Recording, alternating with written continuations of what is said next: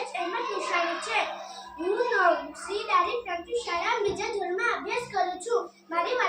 હું આજે તમારી સામે એક વાર્તા કહીશ. મારી વાર્તાનું નામ છે આનંદી કાગડો. એક ગામ હતું. ગામમાં એક રામજીભાઈનું ઘર હતું. રામજીભાઈના ઘર છાપરે એક કાગડો આવી કા કા કા કરતો. રામજીભાઈને રોજ એ જ હેરાન કરતો. એકવાર રામજીભાઈ તો સૂતા હતા. કાગડો આવી કા કા કા કરવા લાગ્યો. રામજીભાઈ ઉઠી અને કાગડાને ભગાડી અને પાછા સૂઈ ગયા. એકવાર રામજીભાઈ તો રાજાજીને ફરિયાદ કરવા લાગ્યા કે રાજાજી એ કાગડો મને હરરોજ હેરાન કરે છે. રાજાજીએ સિપાહીઓને કહ્યું, જાઓ એ કાગડાને અહીં લાવો. તો સિપાહીઓએ કાગડાને પકડી અને રાજાજી પાસે લઈ આવ્યા.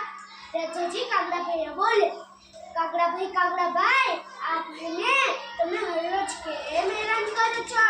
કાગડાભાઈ બોલે, એમાં મારો શું ગુનો? કા કા કા કરું એ તો મારો નિત્યક્રમ છે. રાજાજી આ જોઈ ગુસ્સે ચડ્યા અને સિપાહીઓને કહ્યું, જાઓ મને કાંટાના વાળામાં નાખી આવો. તો સિપાહીએ કાગડાને પકડી અને કાંટાના વાળામાં નાખી દીધો. અને કાગડાભાઈ તો આનંદમાં ગઈ છે. નાકો કાનો વિંદાવીએ છીએ, ભાઈ નાકો કાનો વિંદાવીએ છીએ. આ જોઈ સિપાહીઓ તો રાજાજીને વાત કરવા વળ્યા ગયા કે રાજાજી કાગડો તો ગીત ગાય છે. તો રાજાજીએ કહ્યું, જાઓ એને તેલની કડાઈમાં નાખી આવો. તો રાજાજી ઓલા સિપાહીઓએ કાગડાને પકડી અને તેલની કડાઈમાં નાખી દીધો. કાગડાભાઈ તો આનંદમાં ગીત ગાય છે. તેલ માલિશ કરીએ છીએ, ભાઈ તેલ માલિશ કરાવીએ છીએ.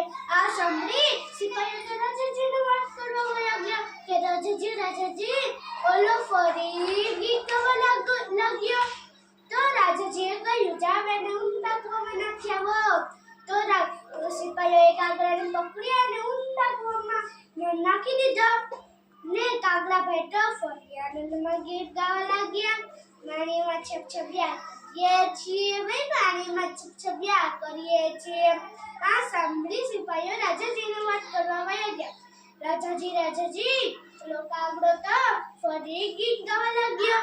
તો રાજાજીએ બોલ્યું, જાઓ એને ગોળના તળવામાં નાખી દો. તો સિપાહીઓએ કાગડાને પકડી અને ગોળના તળવામાં નાખી દીધો. અને કાગડાભાઈ તો આનંદમાં ગાવા લાગ્યા. મીઠો મીઠો ગોળ ખાઈએ છીએ, ભાઈ મીઠો ગોળ ખાઈએ છીએ. આ સાંભળી સિપાહીઓ તો રાજાજીને વાત કરવા વળ્યા ગયા. રાજાજી ઓલો કાગડો તો ફરી ગીત ગાય છે. તો રાજાજીએ કહ્યું, જાઓ એને મારી સામે હાજર કરો. તો સિપાહીઓએ કાગડાને પકડી અને રાજાજી સારું પાસે હાજર કર્યો. તો રાજાજી કાગડાને આનંદમાં જોઈને એ પણ ખુશ થઈ ગયા. અને સિપાહીએ કહ્યું, જાઓ એને આઝાદ કરી દો. તો સિપાહીઓએ કાગડાને પકડી અને આઝાદ કરી દીધો.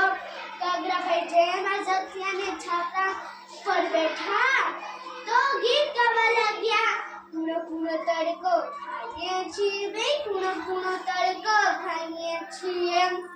એમ જ રોજ કાગડાભાઈ તો આનંદમાં રહે. બધું પીધું ને મોજ કરી.